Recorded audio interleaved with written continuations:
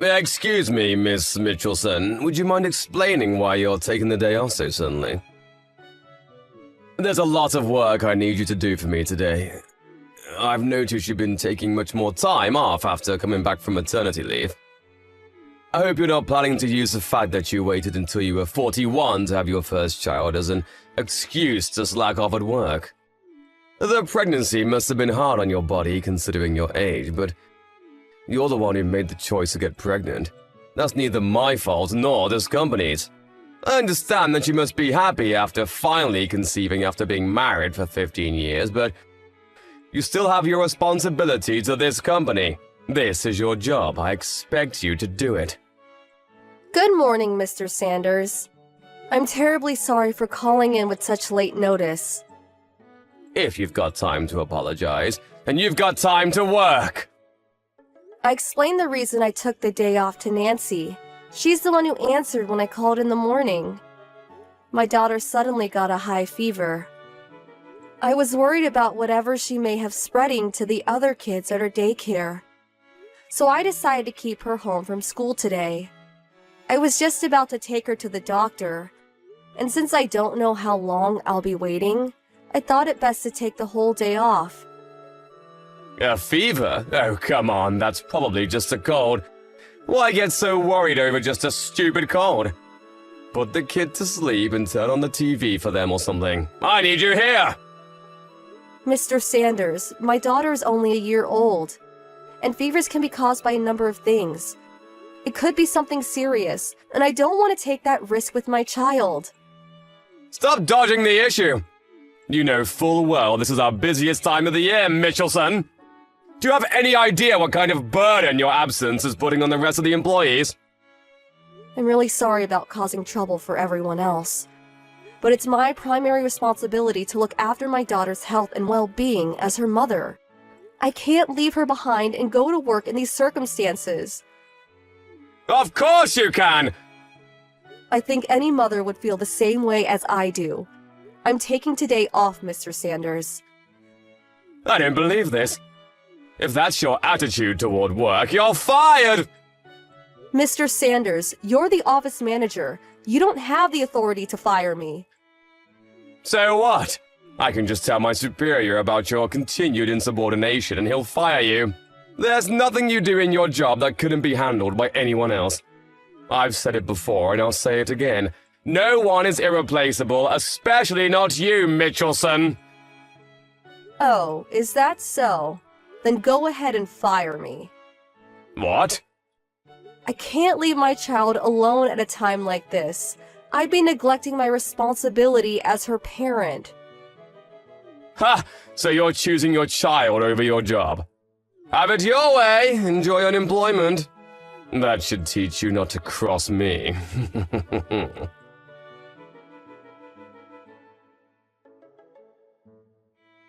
Hi, Megan! How's your daughter doing? Much better, thank you. The doctor prescribed us some medicine. She's sleeping soundly right now. That's great to hear. Thanks for asking. By the way, Mr. Sanders came into the office earlier and said that you were fired? I thought you were just taking the day off to care for your daughter. Did something else happen? I was so shocked to hear that. I'm sorry to have worried you, Nancy. He said that he'd fire me if I put my daughter first, so I told him to go ahead and fire me. Wow. What is he thinking? We're totally lost around here without you. He told me that I'll be in charge of all your old duties now? Oh, about that. I thought that something like this may happen, so I put together a manual some time ago to keep things moving smoothly while I'm gone. You did? Oh, that's amazing. Thank you so much.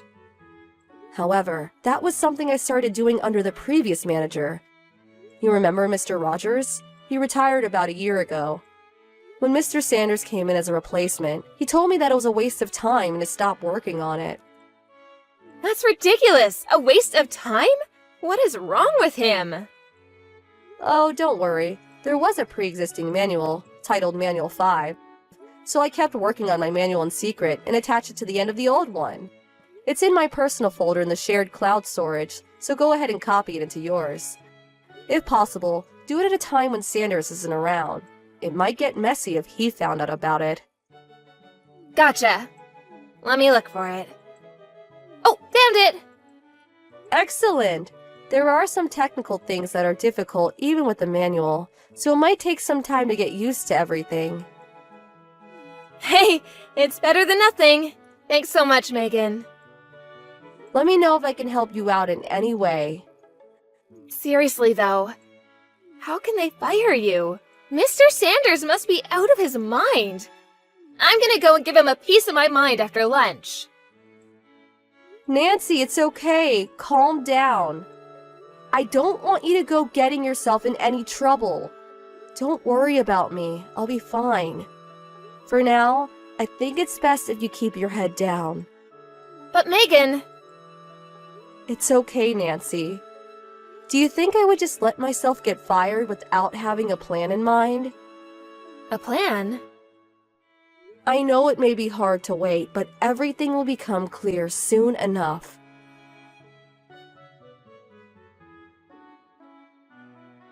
Hello, Miss Mitchelson? Would you mind coming back to work right now? It's a mess over here.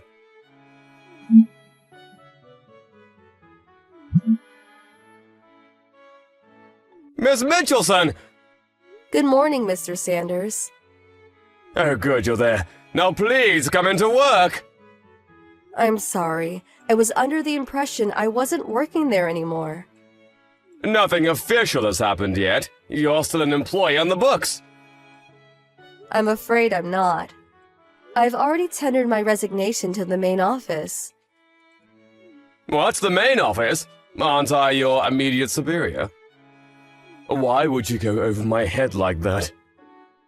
Because upper management lost their confidence in you. That's impossible!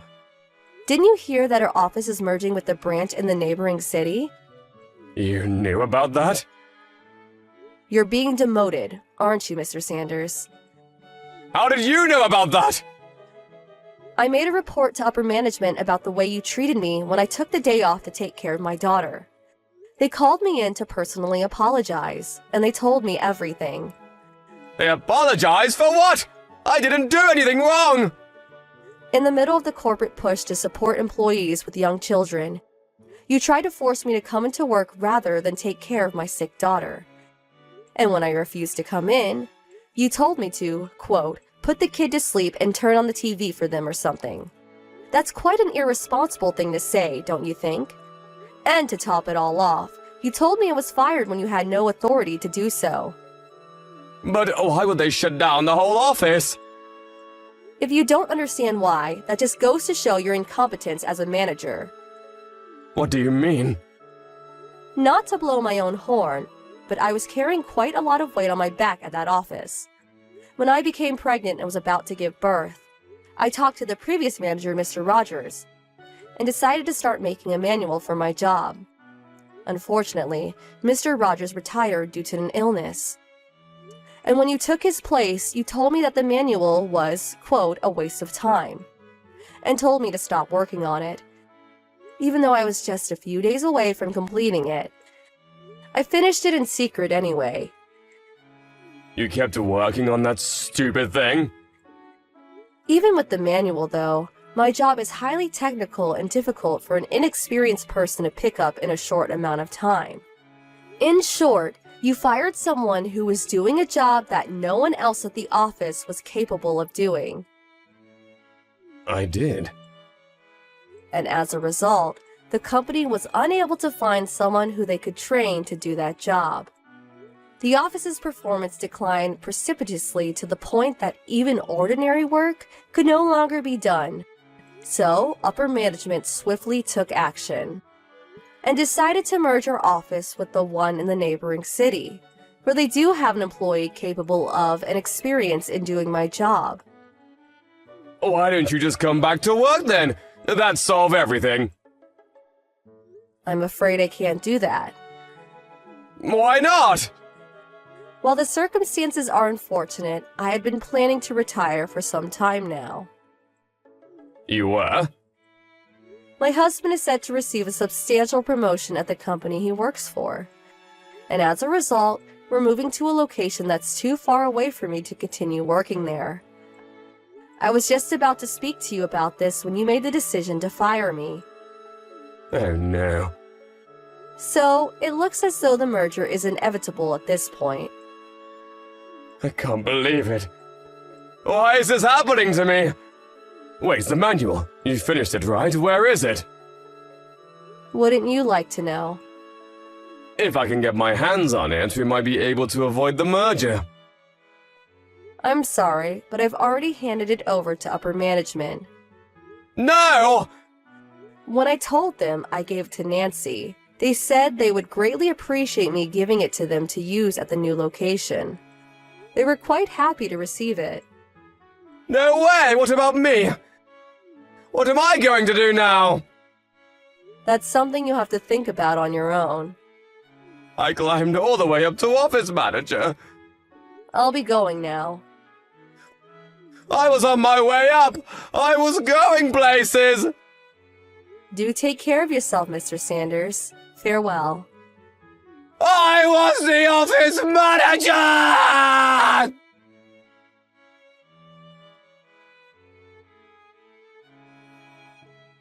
Hi, Megan. It's nice to talk to you again.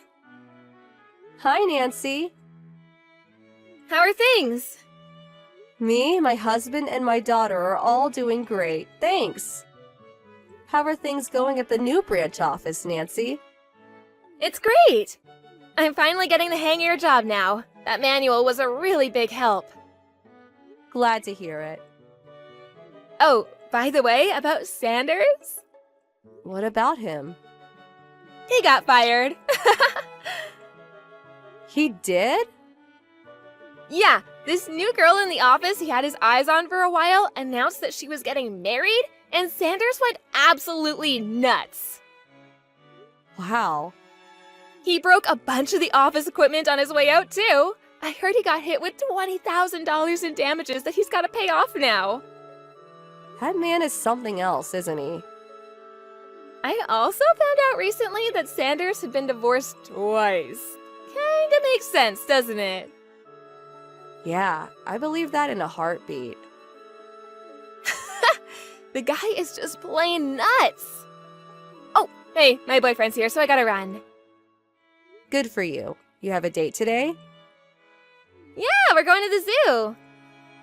Have fun. Thanks, will do. Talk to you later.